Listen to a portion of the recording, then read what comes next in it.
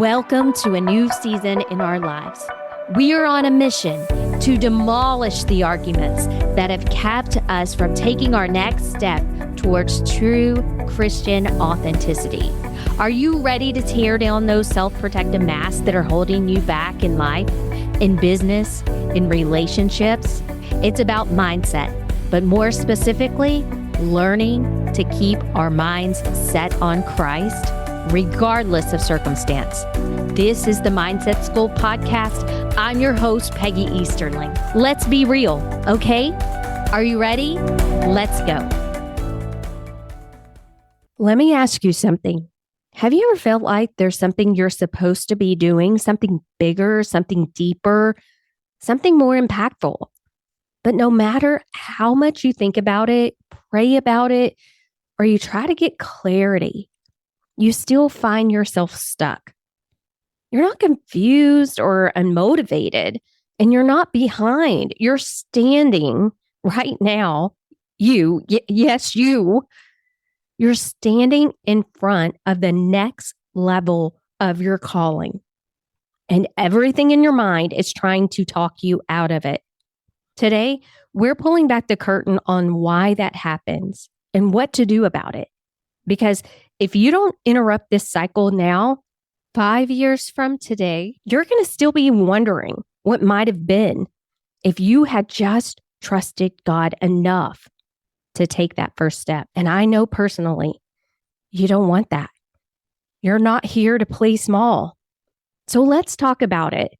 Something that might explain the weight that you've been carrying and that push-pull feeling where you know there's more for you, but something keeps stopping you short. Again, it's not because you're broken or unqualified. There's something in our brains called cognitive dissonance. And I've talked about this before, but it's when what you believe and how you behave, they're not matching up. You believe that you're called. You believe that you were created for purpose, and you believe that there's a God-given assignment with your name on it, but you're still stuck in hesitation and overthinking and encircling the same decision. And that gap between your faith and your follow-through, that's where the tension lives. But here's the thing. That tension doesn't mean you're off track. It means you are being invited into alignment. So let's walk through 3 truths today that will help you move forward with boldness and some clarity. So let's start here. You don't need to feel ready to be called.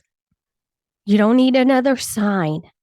You don't need a neon arrow from heaven.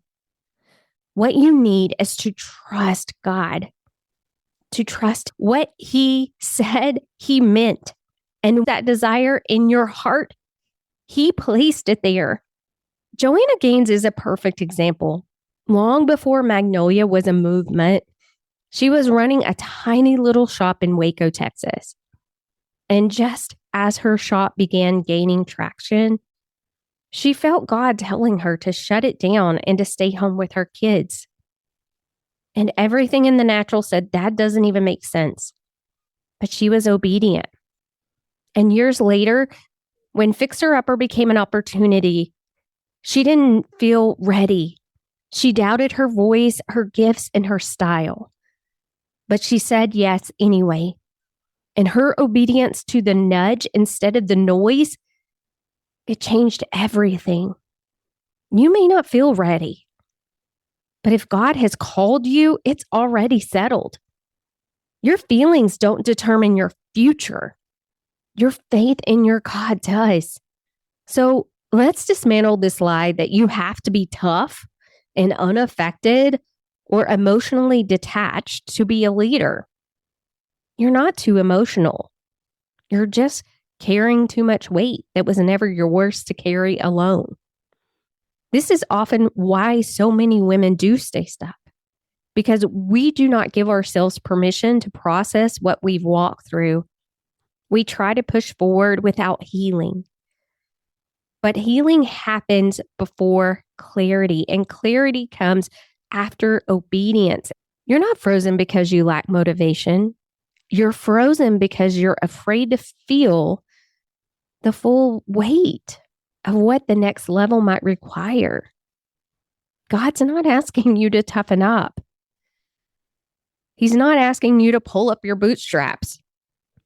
He's asking you to surrender it. Let him carry what you were never meant to. Let him carry what you can't. You don't need to fake strength. You need to rest in his peace and receive it. Here's another lie that keeps so many people stuck. I need more clarity before I can take action. No, you don't. Clarity doesn't come from reading another book. Clarity doesn't come from thinking. It comes from doing. Action breeds clarity. You don't have to wait for the fog to lift before taking a step. You take the first step and then the fog begins to clear. That is how commitment works. I see this so many times in graphic designing. I create a graphic, and at first, it really stinks. It's absolutely terrible. And I'm not saying I'm the best at this ever, but what I am saying is the more that I create, the better I can improve on it. Because until I put something on that blank page, I can't make it better. And just tweaking this little part and this little part and this little part. And then I look up and that's something I'm really proud of. And I'm really grateful that God has taught me to do some of these things. But until I was willing to open up the program and put something on the page that first comes to me, I can't improve on it. You know, in psychology, this is something called the commitment effect. Once you make a firm decision, your brain stops searching for the exit ramps and it starts finding solutions. And this is the core of what we teach in the mindset school, because here's the truth. You cannot outsource obedience. You can't delegate your calling. You've got to move. Your confidence will grow in movement. Faith without works is dead, and your clarity will rise in momentum. What would shift if today became the day that you decided? Not when you feel more ready, not when the plan looks perfect, not when everyone around you understands it, but right now, right as you are. Would it be scary? Probably. But would it be worth it? Absolutely. God is calling you out. God is calling you up, and you've waited long enough. So this is it. This is your moment. This is your moment to decide. This is your moment to trust. This is your moment to take one step forward, not because you have all the answers, but because you trust the one who is calling you. You don't need more proof. You just need to move. You know, hearing is one thing, but taking action on it is another. It's easy to stay in the cycle of consuming information, nodding along, and feeling inspired. But transformation doesn't happen just by listening. It happens when you step out in faith and do something with it. That's why in every episode, I'm going to challenge you to take one small but powerful step. Because if you want to break free from the fear, doubt, and mindset struggles that have held you back, you have to start moving. So here's today's challenge.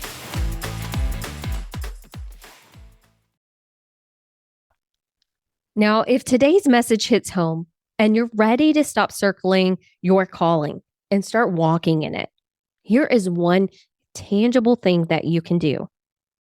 I want you to text this episode to one friend who you know is sitting on something that God has asked her to do. Don't overthink it. Just send it. Let her know she's not alone and that you're stepping out too. Because boldness grows in community.